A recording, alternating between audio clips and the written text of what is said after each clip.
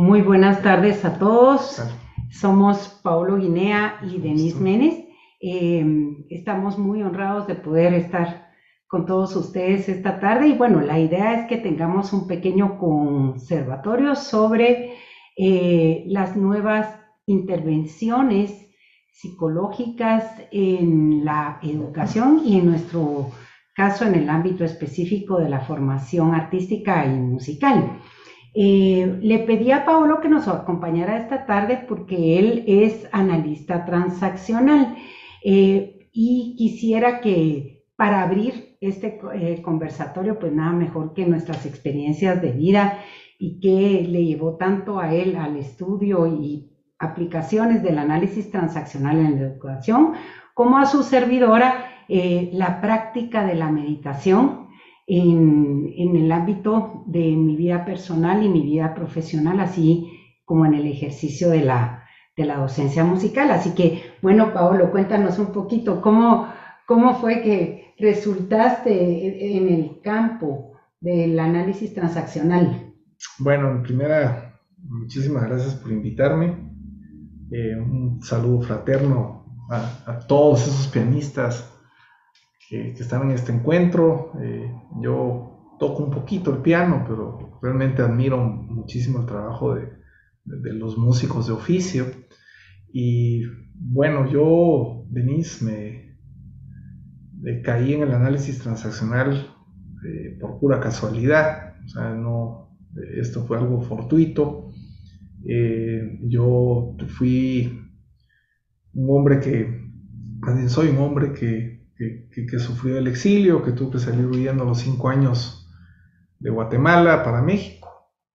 Y pues después, cuando regresé a Guatemala, me dediqué a la edición de libros y pues tenemos una editorial muy grande que se llama Magnaterra y pues estaba sometido a mucho estrés, 3 hijos y demás. Y cuando uno de mis hijos, el mayor, cumplió 5 años, yo empecé con procesos de ansiedad y con procesos de pánico. Incluso logré grabar una piecita que después subieron a YouTube y hicieron la producción un grupo de cineastas guatemaltecos que se llama Pánico. Y pues bueno, tuve que bregar por un montón de lugares, fui con psicólogos, con psiquiatras, eh, solo me faltó ir con un chamán y, y bueno, no encontraba mis pedazos, las fracturas que esto había generado y pues tuve la dicha de caer con un psiquiatra eh, pues no, que prácticamente lo que hacía era aplicar la antipsiquiatría y era básicamente analista transaccional.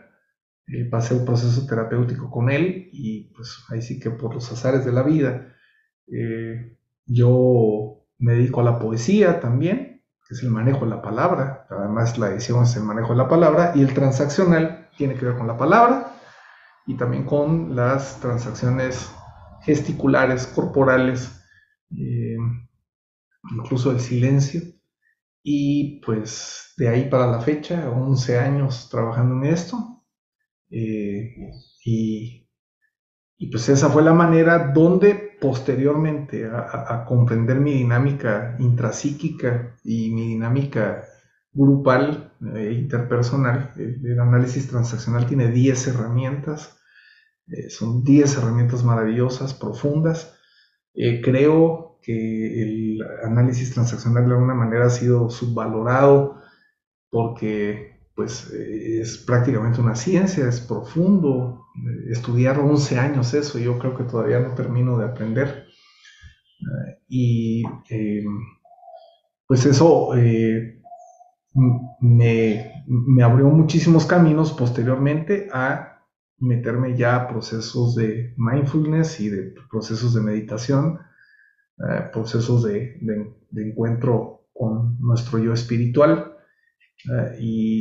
Pues bueno, también procesos de hábitos, ¿no?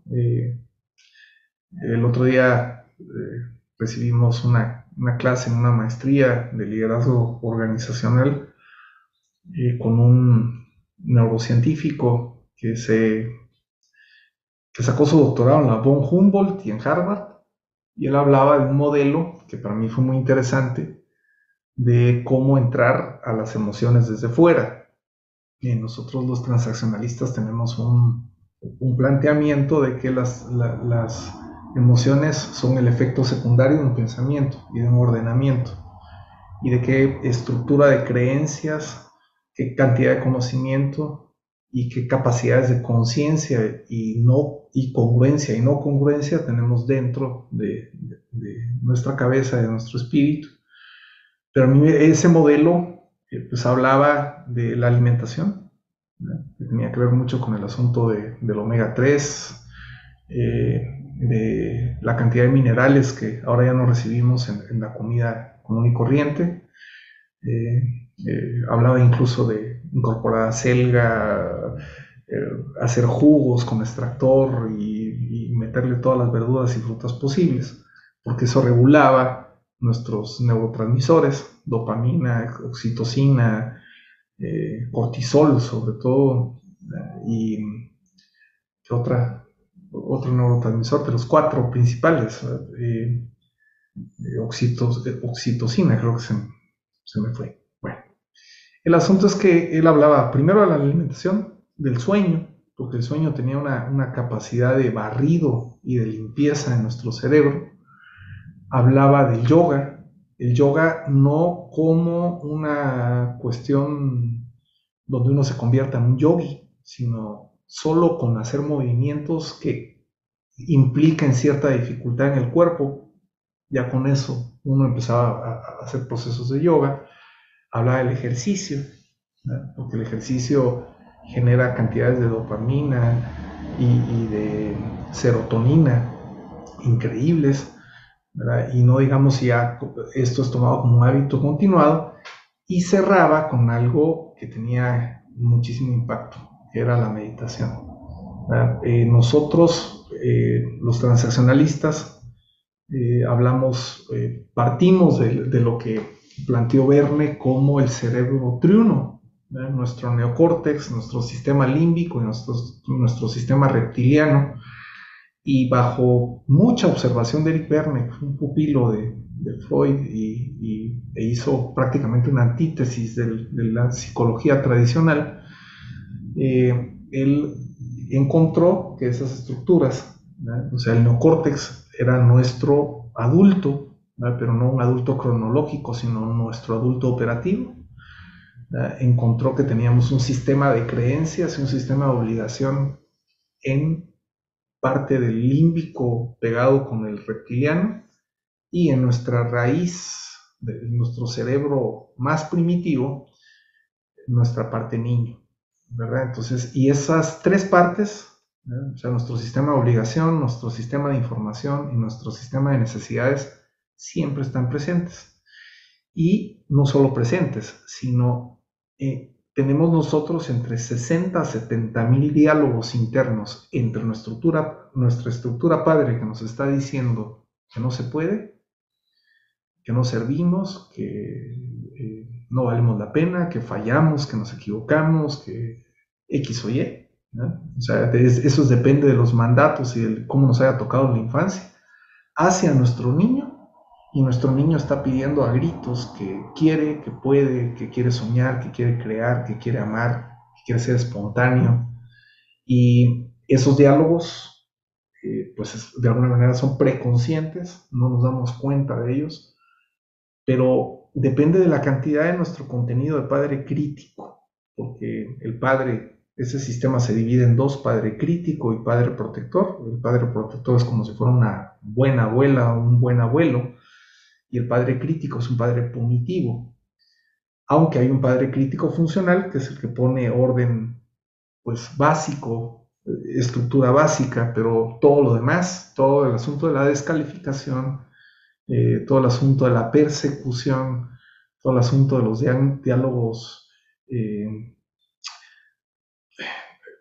punitivos, del regaño, de la estructura, de la moral, de la culpa, de la seguridad, del control, de la perfección, toda esa exigencia y toda esa serie, ese cóctel que tiene nuestro padre golpea en nuestro niño y nos hace muchísimas veces caer en problemas no solo emocionales, no solo mentales, sino físicos. Y también impacta muchísimo en cómo es nuestro desempeño en cualquier actividad que querramos realizar, de estudio, una actividad de deporte o una actividad eh, tan hermosa como la música. Entonces, básicamente yo teorizo que esto tiene que ver muchísimo con cómo están contenidos los diálogos de nuestro padre crítico, cuánta perfección nos está pidiendo, y entonces el solo hecho de entender esto, estas tres estructuras de la personalidad, y poder cultivar a nuestro adulto, que como decía este neurocientífico también, nuestro adulto, nuestro neocórtex es como un Ferrari que nos regaló la naturaleza, pero con un chofer de tuk-tuk adentro. Entonces, ¿cómo activar ese adulto como una especie de observador para entender que hay diálogos ahí que tenemos que desvincular y otros reestructurar y otros transformar, trascender a medida de que cuando esos diálogos tengan menos toxicidad, más capacidad de conexión con nuestro niño natural, que es con el niño con el que vinimos al mundo, vamos a tener, y que yo, conforme he ido estudiando el transaccional, he ido acompañando gente y comprendiendo también mis procesos, he encontrado que en nuestro niño libre o en nuestro niño natural, en nuestra raíz biológica, está nuestro yo espiritual y está esa capacidad universal e infinita de poder desarrollar. Entonces, toda vez cultivemos a ese observador que se separa, es ya de alguna manera ya es un estado de semi-meditación. Y cuando uno empieza a trabajar con su niño interno y empieza a callar los diálogos internos o a tratar de disminuirlos o identificarlos, ver su sistema de creencias, de conocimiento, ver si hay conciencia, si no hay congruencia o hay congruencia en algunas cosas, eso ya lo había dicho. Eh, pues bueno, realmente uno cuando ya empieza a observarse cómo respira, cómo habla, qué piensa, qué siente, entonces pues esto se vuelve una gran maquinaria y una gran oportunidad para poder desarrollar de mejor manera, no digamos en un instrumento tan demandante y tan preciso como el piano. Pues gracias, Paolo. Yo pensando mientras te escuchaba en este momento, en primer lugar, pues me presento para aquellos de ustedes que no me conocen. Yo fui formada en mi etapa preuniversitaria en la prestigiosa Juilliard School of Music, allá por los inicios de la década de los 80. Yo partí a la escuela siendo una pequeña niña, tenía 11 años cuando me fui para allá.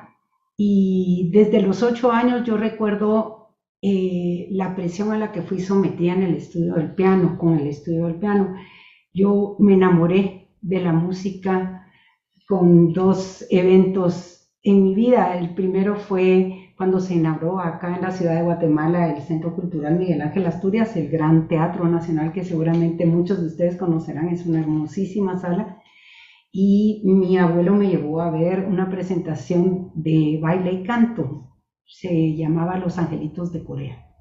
Eran niñas coreanas y la sincronicidad, el amor y el derrame de comunicación musical sin entrar o sea, sin que se derramaran las emociones de las niñas, me impactó mucho. Y por el otro lado, el otro evento es que mi mamá se compró un piano. Mi mamá fue también pianista y compositora y entonces yo me escondía detrás de un sofá para escucharla tocar. Me enamoré de la música y específicamente del piano. Entonces a los 6 años yo ya sabía qué quería hacer en la vida, sin imaginarme a la presión a la que se me iba a someter por ser en aquella época una especie como de fenómeno, una niña guatemalteca de 7 años tocando sonatas de Beethoven y todo, bueno, no sé, hasta hoy sigo investigando, sigo documentándome sobre cómo funciona todo esto a nivel cerebral, o sea, cómo era posible que una niña que recién estaba alfabetizándose en el colegio parecía ya venir alfabetizada musicalmente, o sea, decodificar la simbología musical en la partitura me era muy fácil. Realmente no me enseñaron, pero el punto acá importante de todo lo que estamos conversando es que cuando ya yo ingresé a la escuela en Estados Unidos, pues todos ustedes lo saben, me vi sometida a una fuertísima, una muy fuerte presión y esta presión me hizo abrir varias avenidas en mi cerebro y en mi vida en general sobre, en primer lugar, sobre lo que quería y no quería, lo que me gustaba y no me gustaba. Empecé a ver que esta presión me estaba alejando de la música, o sea, yo ya lo último que estaba haciendo era ser musical.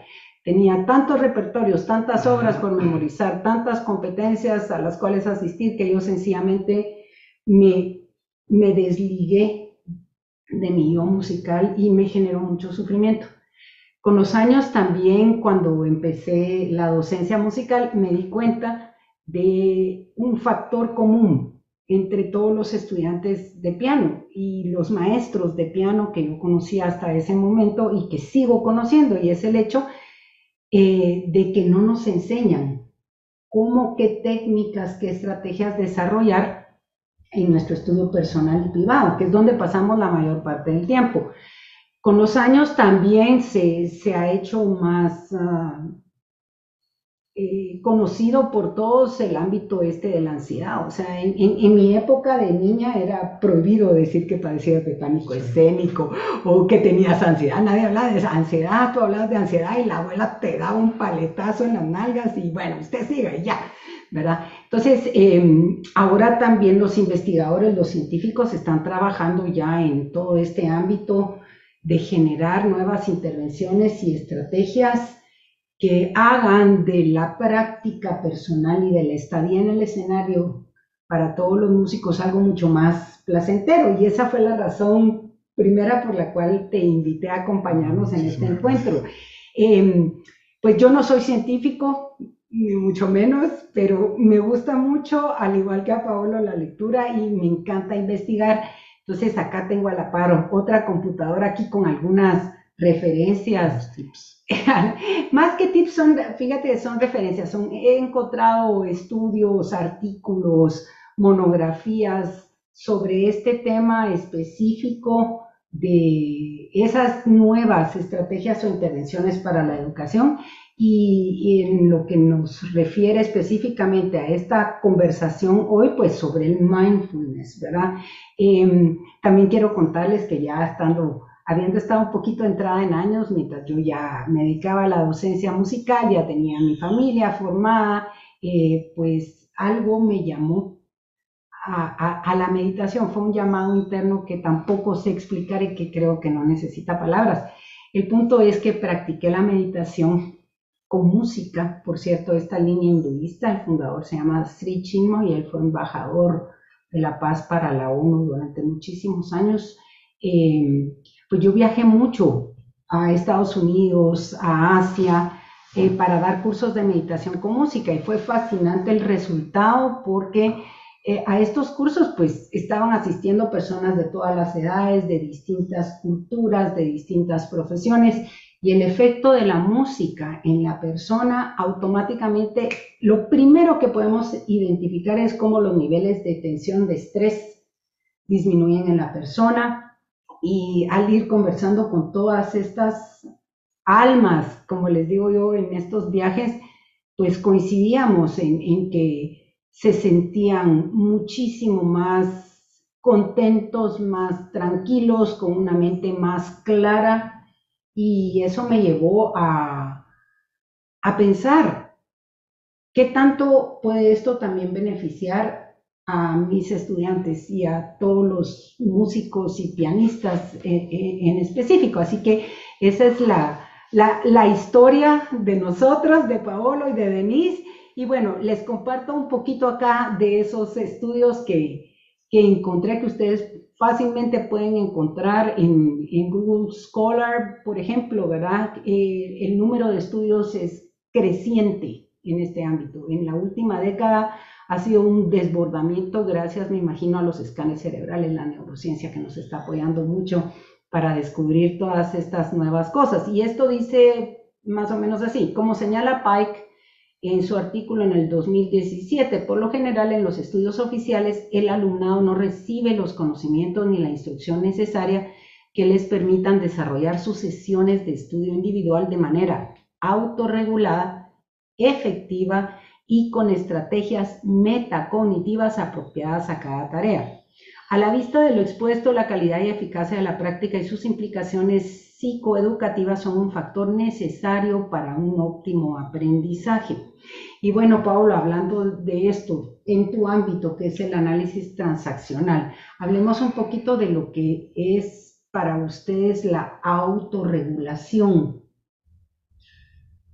Sí, pero yo vuelvo a insistir en cómo están contenidos nuestro sistema de creencias, además nuestras hambres básicas. O sea, nosotros tenemos en nuestro sistema niño o niña, tenemos las hambres biológicas, es decir, ir al baño, respirar, comer, pero y otras, ¿ya? Tomar agua, tomar sol, pero las necesidades psicológicas, son las hambres psicológicas, muchas veces pueden pesar y pueden atentar contra las biológicas. ¿Cuáles son las psicológicas? Son 9, pero básicamente todos y todas tenemos necesidad de poder, tenemos necesidad de afecto, de estructura, de estímulos, tenemos necesidad de seguridad básica, tenemos necesidad de reconocimiento, de aplausos. Y si esas necesidades no están proporcionadas o de alguna manera, por ejemplo, yo, por una experiencia de vida donde casi no recibí cariño, que ese es otro instrumento de la T, y demando muchísimo afecto en mi vida, puede hacer que si de repente yo creo que no tengo el suficiente afecto, pueda empezar a dejar de comer o a dejar de dormir. Y esta autorregulación tiene que ver con armonía, con actualización, con balance, con adaptación y con ubicación. O sea, pero bueno, o sea, eso se ve muy bonito, pero ¿y cómo se hace? Entonces, esto básicamente es primero entender cómo funcionan nuestras estructuras, cómo funcionan nuestros diálogos intrapsíquicos, cómo es que transaccionamos, es decir, cómo hablamos y hacemos invitación y hacemos una interacción con los demás, cuál es nuestra posición existencial, cómo damos caricias, cómo entendemos nuestro sistema emocional, cómo estructuramos nuestro tiempo, cuál es nuestro guión de vida, cuál es nuestro mini argumento, cuál es nuestra dinámica de grupo, qué juegos psicológicos jugamos. Nosotros tenemos un emprendimiento que se llama Trasciende, donde enseñamos y acompañamos a las personas en diplomados a que entiendan esto. Y es un proceso, Denise. O sea, no son sucesos. Creo que estamos plagados de cursos, discursos, estamos plagados de libros, discursos, donde en todo el tiempo nos dicen el qué, pero no el cómo. O sea, nos dicen usted sea asertivo, usted tenga autoestima, usted tenga autocontrol, híjole, pero ¿y cómo se hace eso? Entonces yo creo que no es el único camino, pero creo que es uno de los caminos más sólidos que hay y más profundos, el análisis transaccional, en términos de que si yo sé qué contenido tiene mi padre, y cuánto mi padre está desproporcionado o desarmonizado o desactualizado y cuáles son sus creencias, básicamente en el sentido dicotómico, es decir, si es bueno o malo, correcto, incorrecto, justo, injusto, perfecto, imperfecto, bonito, feo, a que ese es el pensamiento dicotómico y yo puedo a partir de la dialéctica del conocimiento, de la integración, la comprensión del conocimiento, de la integración de este y de poder discutir y abrir nuevas categorías en mi cabeza para no tener esa dicotomía, puedo empezar a tener procesos de autorregulación, pero además de optimización de mi capacidad, porque todas y todos lo tenemos, de efectividad. A mí lo que me encanta del análisis transaccional y el link que yo encuentro entre el estudio del análisis transaccional y la práctica meditativa, porque en lo personal creo que el mindfulness, que todos ustedes sabrán, se define de manera concisa como la atención plena.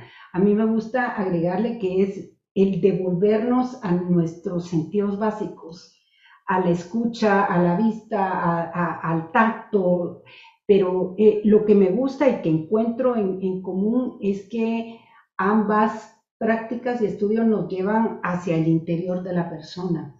Curiosamente, mientras te escuchaba, pensaba, los músicos manejamos un lenguaje que va más allá de los conceptos y de las palabras. Y sin embargo, como bien menciona Paolo, en nuestra práctica, en nuestro ejercicio musical, tenemos que lidiar con toda la palabra y los conceptos que están aglutinados en nuestra mente, en ese flujo de energía que activa el cerebro y que nos hace muchas veces desvalorizarnos, echarnos culpa, buscar perfección. Y aquí quiero abrir el siguiente punto de esta charla, que es, y esto viene de la psicología del deporte, que lo han implementado desde hace varias décadas, y es, ¿por qué los músicos continuamos enfocados en resultados? ¿Por qué buscamos la perfección cuando sabemos que la perfección no existe, lo perfectible sí? Y no le enseñamos a nuestros estudiantes a disfrutar más de su ejercicio musical. En la ciencia del deporte, pues eso ha ido cambiando y logrando cada vez mejores deportistas con un mayor rendimiento, y es a través de, en lugar de enfocarse en los resultados, enfocarse en que esa práctica diaria cada día sea más placentera y mejor. Entonces, no sé qué quieres tú hablarnos.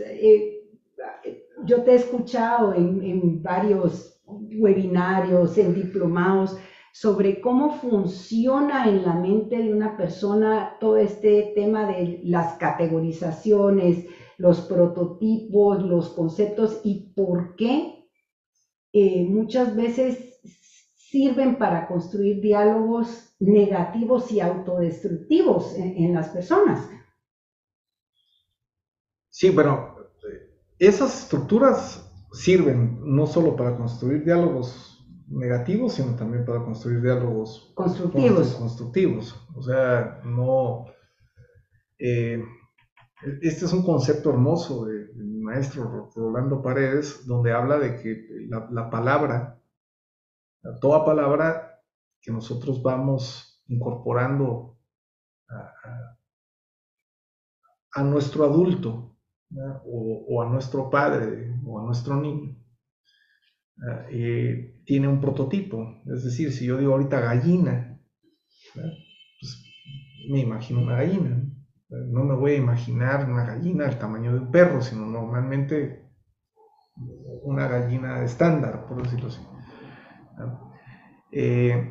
Y después de ese prototipo viene una serie de categorías. O sea, yo podría decir que hay distintas gallinas. Hay gallinas blancas, hay gallinas negras, hay gallinas café. Y después esas categorías, que son como archiveros. Por eso yo hablaba del pensamiento dicotómico. Porque el pensamiento dicotómico es como si tuviéramos un gran archivero con dos carpetas, y en una hay una hoja y en otra hay otra hoja y todas las demás están vacías. Pero si en ese archivero tenemos un montón de carpetas y un montón de información, más prototipos y más categorías vamos a tener. Y esto ayuda a generar muchísimo balance. O sea, lo que comentabas tú respecto a que al final el estudio del piano a veces se vuelve martirizante, ¿no? O de cualquier otro instrumento. Es precisamente porque no solo están esos prototipos, esas palabras, o sea, nosotros estamos lidiando todo el tiempo con nuestros diálogos internos, al grado que muchas veces perdemos la capacidad de la escucha activa, o perdemos la capacidad sensorial, o perdemos la capacidad del aquí y el ahora. Entonces, y empezamos a futurizar, empezamos a hacer esquemas eh, locos, ¿no?, en nuestra cabeza. Pero además tiene que ver con los mandatos que recibimos de nuestros... O sea, cuando nosotros nacimos y nos desarrollamos hasta los 3 4 años, nuestros padres o nuestros tutores o nuestros abuelos, sus niños heridos trasladaron todos los mandatos hacia nuestro niño natural, es decir, hasta ese niño que era como, o niña que era una especie de lienzo en blanco. Pero no lo hicieron a propósito, sino fue porque de manera generacional ellos también recibieron sus mandatos.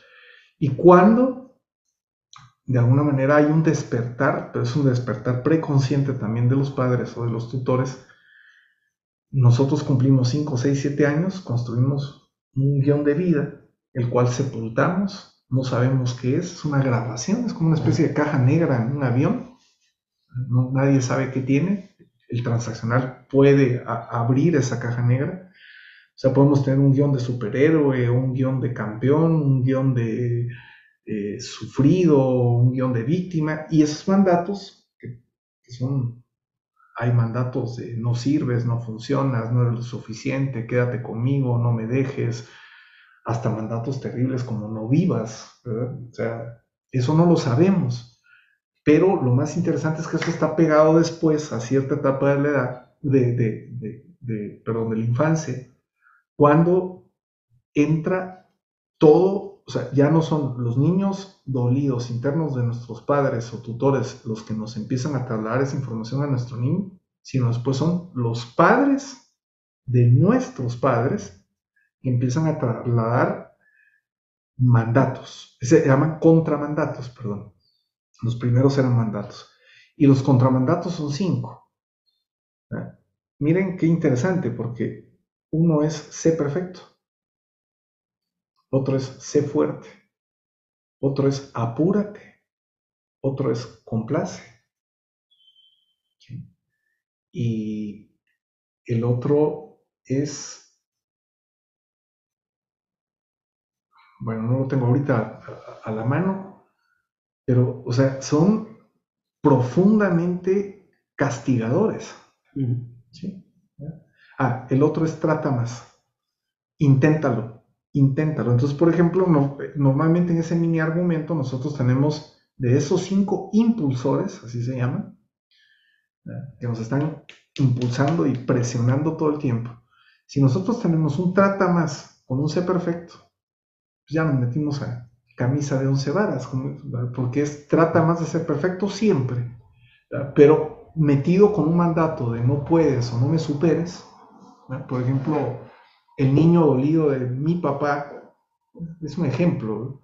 De repente vio que yo tenía un niño natural muy lindo y su niño herido no lo soportó, de repente traslada, verbal o no verbalmente, un mandato de no me superes. Y ese mandato ahí se queda y se sepulta junto con el guión. O sea, realmente toda esta dinámica, o sea, uno dirá, bueno, ¿y esto qué tiene que ver con la composición, con la interpretación de un instrumento? Claro que tiene que ver, y no solo con un instrumento, porque todo en la vida es instrumento, son instrumentos y son potenciales y son semillas, que no hemos explotado precisamente por todo ese contenido y lo que yo llamo también todas esas fosas sépticas que ahí están tapadas y que están regurgitando mal vapor y mala vibra. Entonces, conocerse a uno mismo, estar en el aquí y en el ahora, saber que las palabras, perdón, entre más acervo de palabras tengamos, ¿no? Yo no sé cuántas, pero creo que el promedio antes de alguien erudito eran 30,000, si no me equivoco. Y si me equivoco, por favor, corríjanme. Esto no está preparado, esto está naciendo del corazón. Y creo que ahora, imagínense con los emoticones, con los emojis, con el lenguaje, con toda la contracción del lenguaje, habrá personas que lleguen a lo sumo a 5,000 palabras. Entonces, esa cantidad de contenidos no les permite generar ni una cantidad de categoría, de una cantidad de prototipos, o sea, es decir, distintos tipos de gallinas, ¿sí? Desde gallinas que vuelan hasta las que no vuelan, a categorías, categorías donde hay gallinas que ponen cierto tipo de huevos, hay gallinas que hacen muy buen caldo, hay gallinas que no se comen, no sé. O sea, esas son todas las categorizaciones que podemos hacer sobre una gallina o sobre un pájaro. Pero después debajo de eso está la abstracción, ¿verdad? Que es la capacidad de hacer una, más bien, está la conceptualización del pájaro o de la gallina, ¿verdad? Que por ejemplo, si habláramos de un pájaro, ya tener una conceptualización de los prototipos, de la cantidad. Imagínate alguien que se dedica a estudiar solo pájaros, cuántas categorías de pájaros tiene y cuánto lenguaje tiene sobre los pájaros, pero además cuántas conceptualizaciones respecto a que el pájaro no solo es pájaro, sino que tiene una función dentro de la cadena alimenticia, dentro del ecosistema, que tiene una participación directa en uno de los reinos, que es la flora, ¿verdad? Y la conjunción entre la flora y el reino animal, ¿verdad? Que pues, muchos teóricos hablan que es como el, el, el, lo que generó la ignición para la etapa en la que estamos, que es el antropoceno, ¿verdad? Que es como casi que el ya meterse a un proceso de extinción. Entonces, y después está la abstracción, ¿verdad? Por eso la poesía, ¿verdad? Ya es un metamensaje, es un metalenguaje. Metacognición, ya entramos. O sea, y en la música también, ¿verdad? O sea, en la música, eso tiene que ver con, yo repito, con nuestro yo espiritual, con nuestro niño natural, que es nuestro yo espiritual. Yo insisto que ahí está, y también está nuestro adulto, y con la calidad de alambrado que tengamos, con la cantidad de sensibilidad, con la cantidad de neurotransmisores que estén jugando en este laboratorio químico que a veces es nuestro mejor amigo y a veces es nuestro peor enemigo. Y entonces, perdón, ese balance y esa autorregulación y esa comprensión de que a mayor contenido y a mayor cantidad de prototipos, categorías, conceptualizaciones y abstracciones tengamos, menos duros con nosotros mismos y con los demás vamos a ser. Y por lo tanto, nuestros diálogos internos van a ser mucho más lábiles, mucho más fluidos, mucho más sanos. Y eso, en serio, quien lo pueda manejar y quien lo pueda aprender con este proyecto hermoso que tú tienes, que es Mindful Piano, realmente, pues, incluso hasta desde la postura, la respiración, el poder parar 5 minutos antes de interpretar, identificar en qué posición existencial está uno en ese momento, si uno está jugando un juego psicológico con uno mismo, si uno tiene un diálogo punitivo o tu padre interno te está diciendo no vas a poder, no vas a poder, no vas a poder, no vas a poder, y tu niño interno está diciendo ya no sé qué hacer, ayúdenme. Ese es el proceso de la ansiedad, ese es el proceso del pánico, ese es el proceso de la depresión, ese es el proceso del trastorno obsesivo compulsivo, de la bipolaridad. Está en cómo están contenidos nuestros diálogos internos y también en qué entorno crecimos. Sí, indudablemente, pues creo que todos nos cuestionamos día con día a través de la praxis docente, de ser papás, de ser hijos, cómo la educación necesita de nuevas intervenciones enfocadas más en el individuo, individualizadas, ¿verdad? Y entonces, nuevamente, lo que tú mencionabas, tanto el análisis transaccional como cualquier técnica de meditación o cualquier línea más bien de meditación, así como la práctica artística, ya sea musical, poética, nos lleva a estados profundos de metacognición a los seres humanos. En ese sentido podemos decir que nuestros chicos son privilegiados. O sea, nuestros estudiantes, esos artistas que estamos forjando, son realmente los seres pensantes y aptos para enfrentar los retos futuros.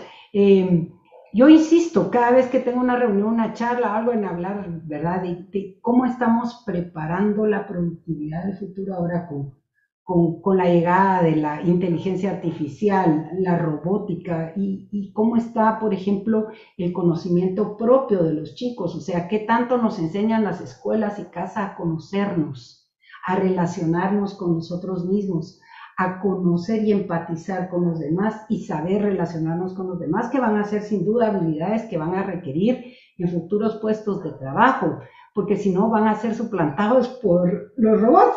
Así de simple, así de fácil, suena todavía como película de ciencia ficción, pero el futuro ya está acá.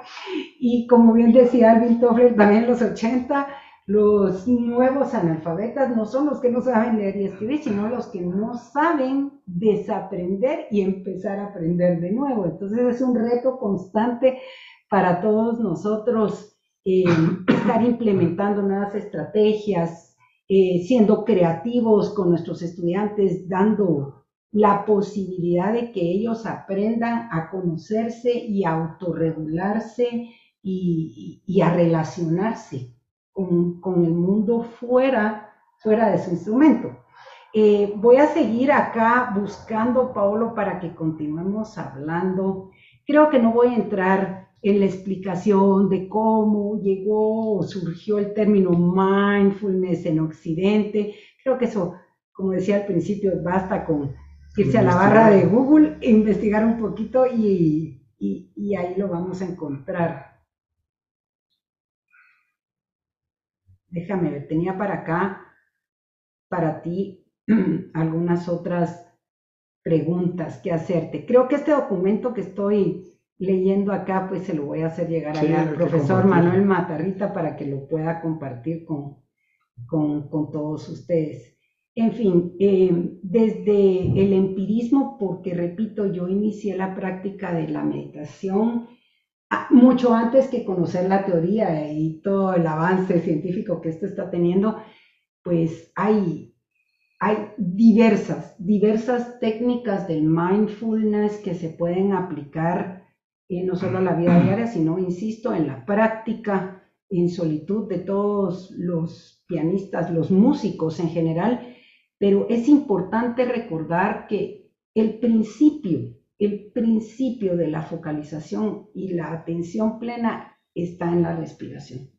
Algo tan simple, tan básico, la vida misma se nos escapa porque no somos conscientes de cómo estamos respirando y que sin el oxígeno no estaríamos vivos. Entonces, importante recordar, ¿verdad?, que esta práctica inicia y termina con la respiración. Ayer tuve un encuentro con un excelente joven pianista que se nos va a competir al exterior, al extranjero por primera vez en su vida.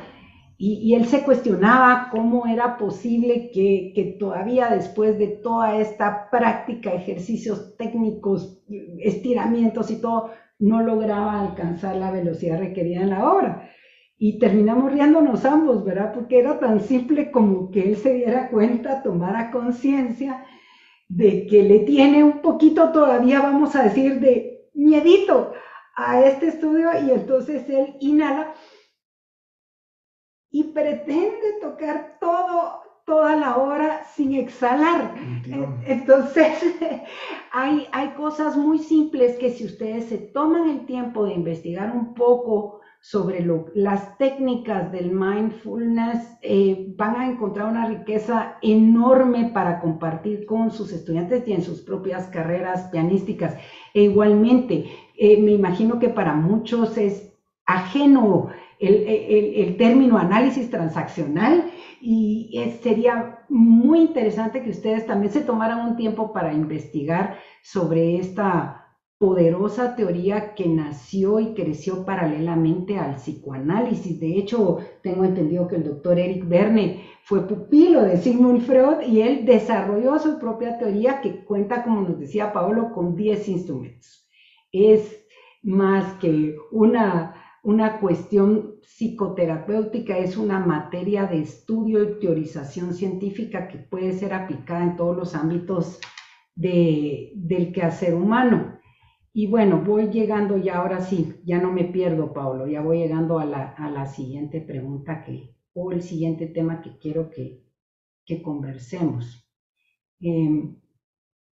Es lo que he escuchado hablar a ustedes, profesionales de la salud mental, y a los científicos como la empatía.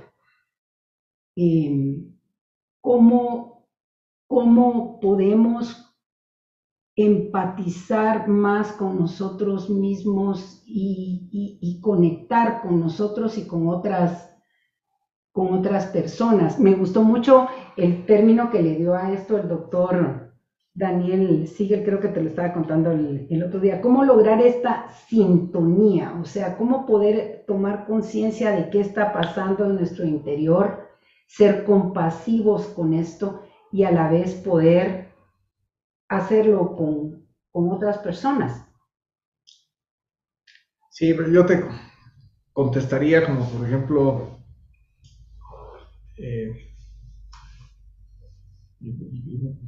no es un tema ríspido, es un tema natural y es un tema hermoso. ¿Con quién quieres hacer el amor? Con tu pareja. ¿Lo quieres hacer con tu padre? ¿Lo quieres hacer con tu adulto? ¿O lo quieres hacer con tu niño? O sea, ¿con qué quieres tocar el piano? ¿Quieres tocarlo con tu padre que te va a estar rematando y martillando? ¿O lo quieres tocar con tu adulto que va a empezar como a desprender esos diálogos y abrir más categorías, más avenidas y más capacidades para la interpretación? En conjunción, pero sobre todo en comunidad con tu niño interno o tu niña interna. Es lo mismo el asunto de la empatía. Para mí la empatía tiene que ver con el yo espiritual. O sea, tiene que ver con nuestro niño interno. Si nuestro niño interno no tiene prejuicios, porque el problema es que nosotros hemos crecido en sociedades donde juzgar es un deporte, ¿sí? Discriminar es un deporte, categorizar es un deporte, etiquetar es otro deporte. Entonces, ese juzgar, etiquetar, categorizar y demás, apela al pensamiento dicotómico. Y realmente es un cableado muy, muy primitivo. Mientras que si nosotros, en lugar de juzgar, aprendemos a comprender, pero primero a comprendernos, si nosotros logramos tener la capacidad de comprendernos y saber que cada uno de los seres humanos responde con lo que tiene adentro y con lo que le tocó en la vida, entonces inmediatamente vamos a empezar a caminar hacia una dirección de ir desactivando esos diálogos punitivos, esos autocastigos, ese autolatigueo de decir que uno se equivocó, falló, o no funciona, o no sirve, o no es lo suficientemente bueno. O que uno, no sé, vamos a hablar como chapines, ¿no? O como centroamericanos, que si uno es trompudo, si es narizón, si es feo, que si, no sé, hay un montón de cosas y de elementos y de creencias fantásticas que nos metemos en la cabeza o que nos metieron, que nos hacen primero autojuzgarnos. Cuando nosotros aprendemos a desactivar esas minas y esos dispositivos que pueden explotar en cualquier momento, empezamos a vernos desde el otro. Y ese ya es un concepto más profundo que tiene que ver con la unicidad y tiene que ver con que no somos especiales. Simplemente somos seres humanos, algunos con ciertas inteligencias más desarrolladas, otros con menos inteligencias más desarrolladas, pero todos con un yo espiritual y con muchísimas semillas, muchísimas potenciales, pues sobre todo con muchas semillas de grandeza. Entonces, eso, la unicidad, genera otro supraconcepto, que es la otredad. O sea, nosotros somos seres gregarios, somos seres comunitarios, y somos seres profundamente energéticos, profundamente espirituales, pero que toda esta serie, no solo del entorno, sino de lo que recibimos de pequeños, se queda como una impronta grabado en nuestras programaciones mentales y nos hacen no muchas de las veces no ser empáticos, sino empezar a descalificar a los demás y empezar a meternos en procesos de competencia, de combate, en lugar de meternos en procesos de convivencia, de cooperación y de colaboración. Y entonces, eso tiene mucho que ver con las células espejo. Lo explican los neurocientíficos. Hay gente que tiene más desarrolladas las células espejo, así como hay gente que tiene más desarrollado el giro fusiforme, que tiene que ver con una parte de la amígdala, que tiene que ver con la agresividad, que tiene que ver con la gente que tiene aptitudes para ser soldado, o para ser policía, o para hacerle daño a alguien más.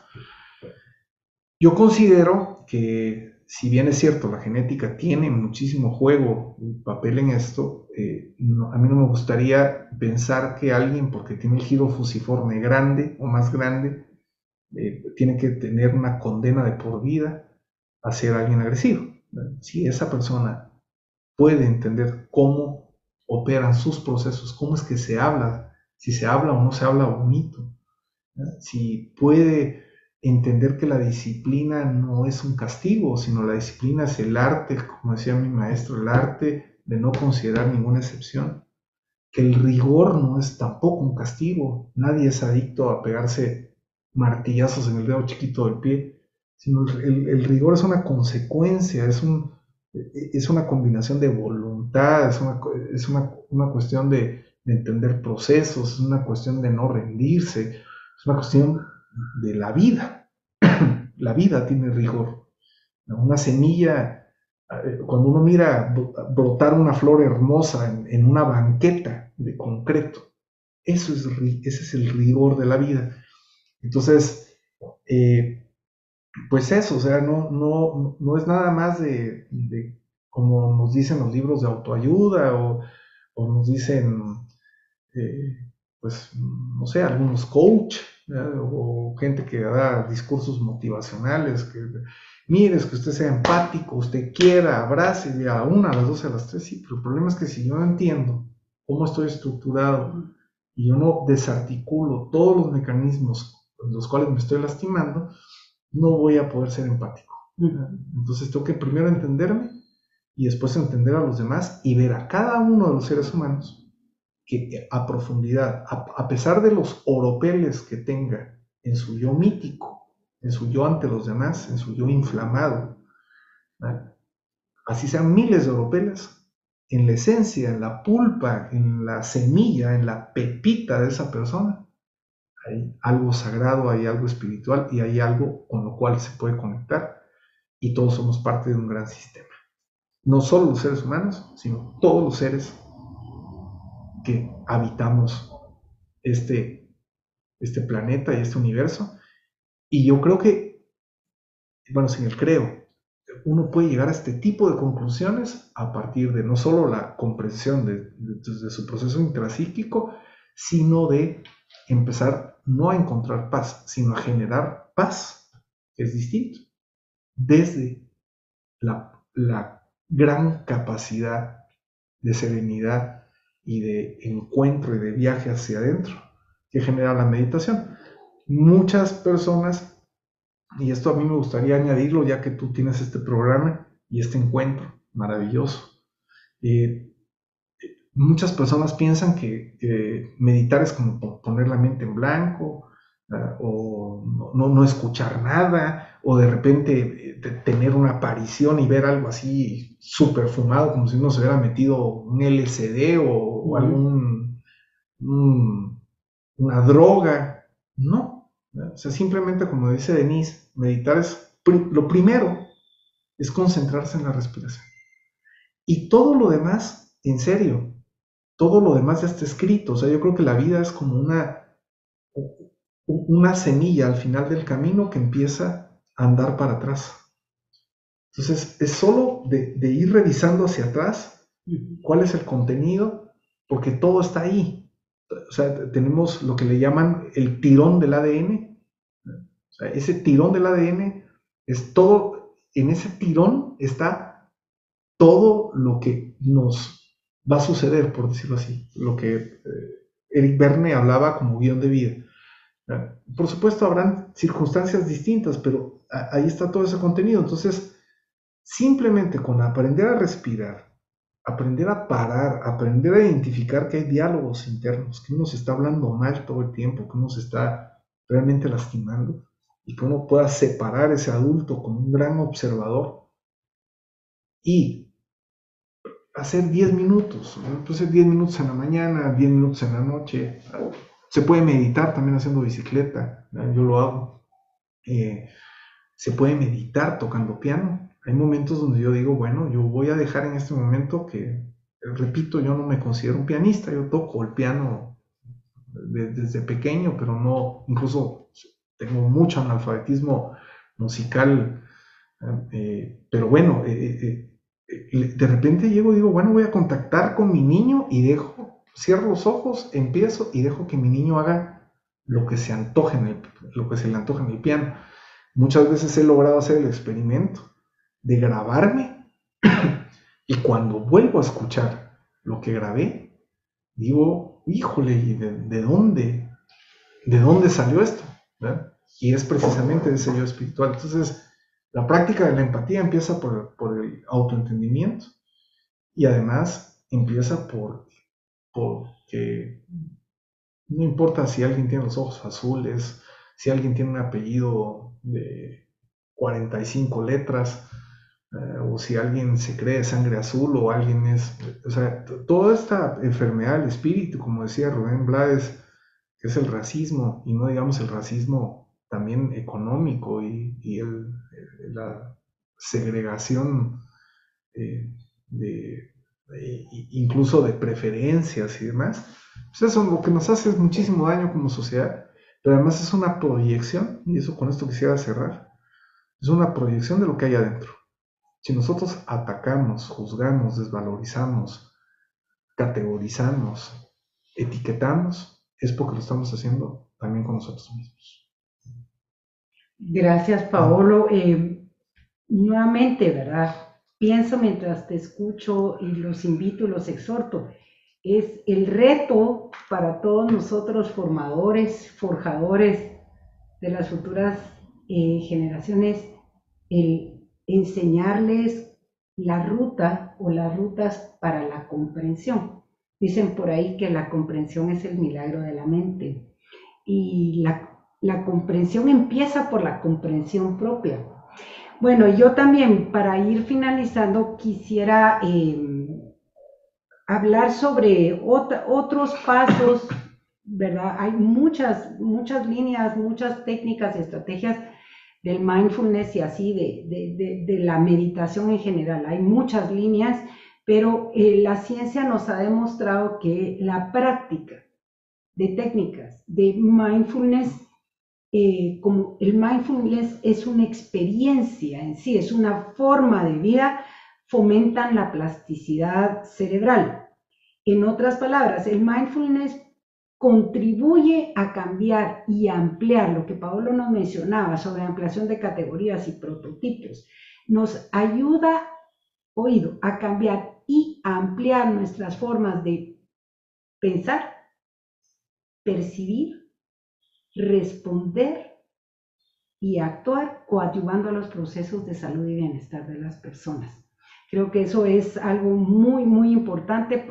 y resumo de esa manera el sentido, el ser de este proyecto Mindful Piano, que apenas es un bebé, ni siquiera ha visto la luz, no ha salido todavía del vientre materno, y agradezco enormemente la oportunidad de poder estar acá con ustedes e impulsar este proyecto, no solo en Guatemala, sino en Costa Rica y quién sabe en cuántos otros países de la región, porque es muy importante que cambiemos o que mejoremos o que ampliemos las intervenciones en la formación y en la educación de nuestros chicos. Entonces, con ello, pues finalizamos y pronto les estaremos enviando este documento. Esperamos que haya sido de contribución al encuentro y esperamos estar con ustedes en el resto de actividades del encuentro. Así que, Manuel Matarrita, muchísimas gracias. Le decimos cariñosamente el profe acá en Guatemala. Gracias a todos ustedes y bendiciones. Que sea un lindo fin de semana para todos. Muchas gracias. Un abrazo.